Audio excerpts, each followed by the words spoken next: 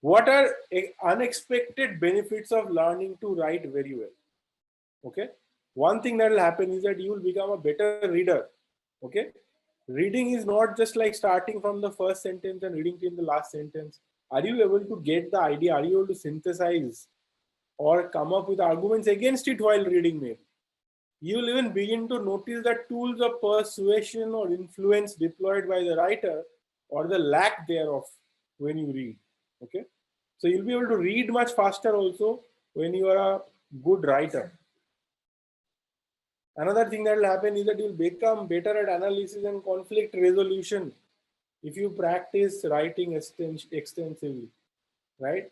So what will happen is that conflicts happen because of confusion over facts or confusion of opinion, etc. Right? But when you are better at analysis, when you're better at writing, you're good at analysis because you're doing analysis while writing all the time. Without that, you can't. But you will be able to reduce the scope of conflict using your analytical ability. And then the conflict can be resolved easily. So people who are good writers are often better at conflict resolution, which is very surprising. But this is true. Writing regularly helps to develop an ability to organize information and associate one piece of information with the rest of the knowledge that you already have, right?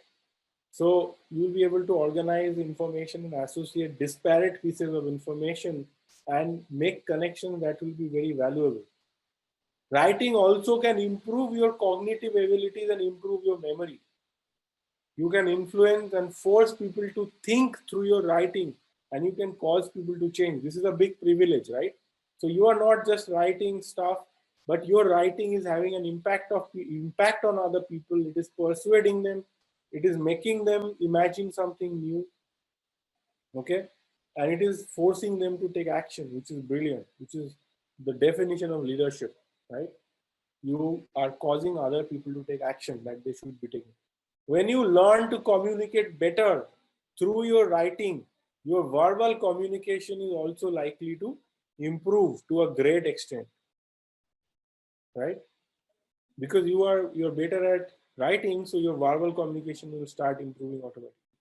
Your thinking and learning can become permanent when you write them down. A lot of things you're thinking which may be amazing and you learn something new, but when you write them down, if you have a habit of writing them down, it becomes permanent. Writing will force you to think better and refine your most important ideas. Maybe when you have a great idea, but you have some haziness around it, some clouds around it, but when you start writing things down as a habit, it will force you to think better and refine those ideas. Okay. So how can you improve your writing? So let's see that, right? First, do not write for everyone. Before you select the topic, select who you are writing it for, right? Have a clear target group in mind.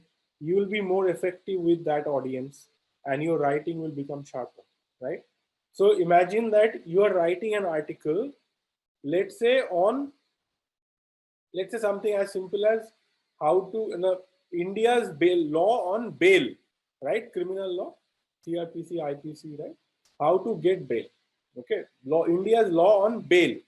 Now, if you are writing on this, are you writing this for judges? Are you writing this for lawyers? Are you writing this for a common man who doesn't know any law, but you're writing for them? Are you writing for a foreigner?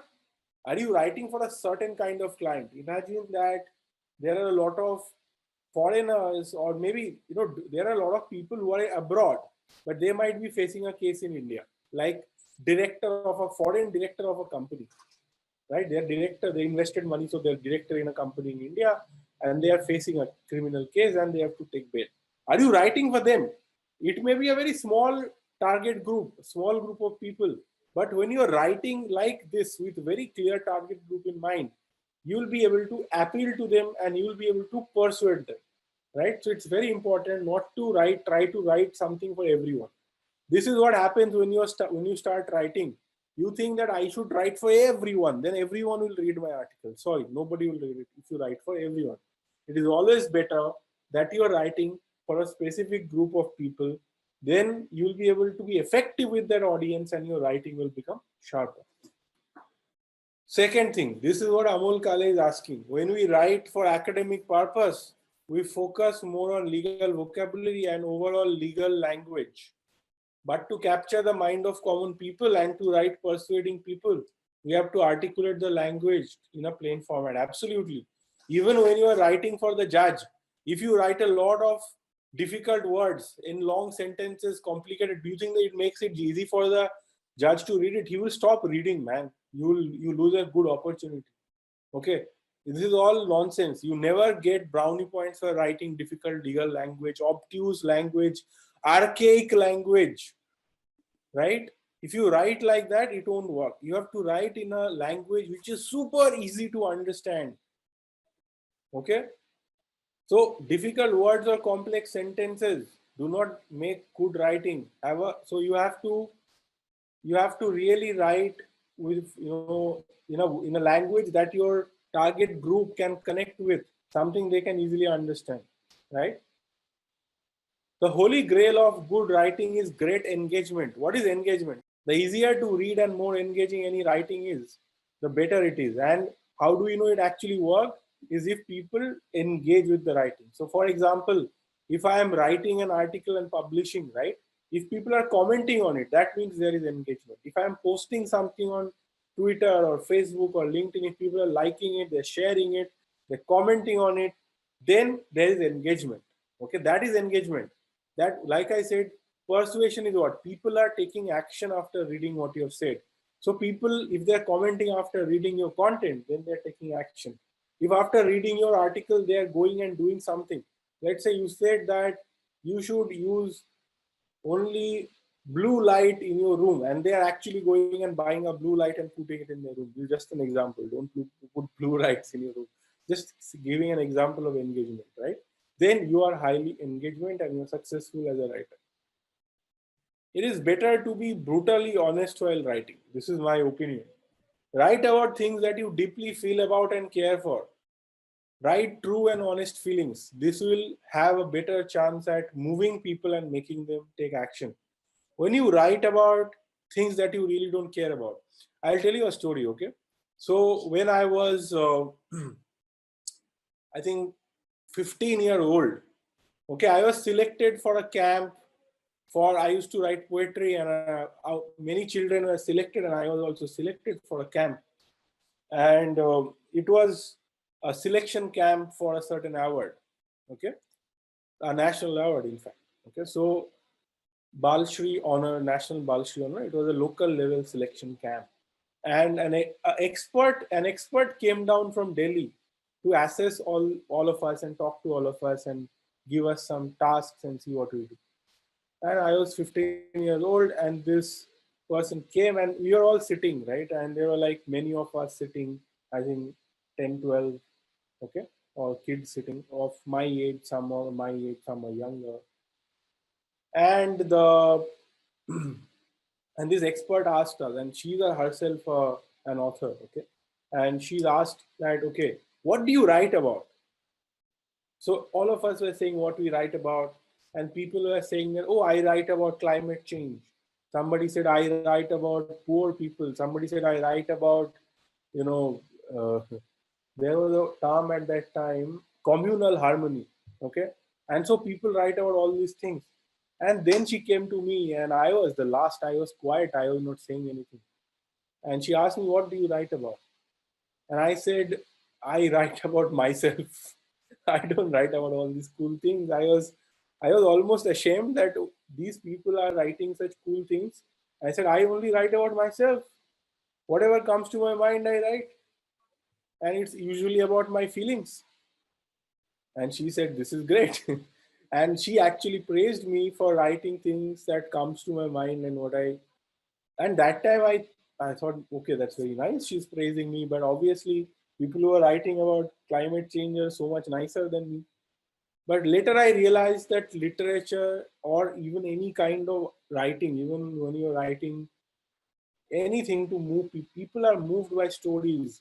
People are engaging with stories. They're engaging with your experiences, right? If I just tell you things and if I tell you a few stories, then suddenly that point becomes so much clearer to you, right? Don't you see that? So, and to talk about things that are genuine experiences in your life, to talk about things that really matter to you.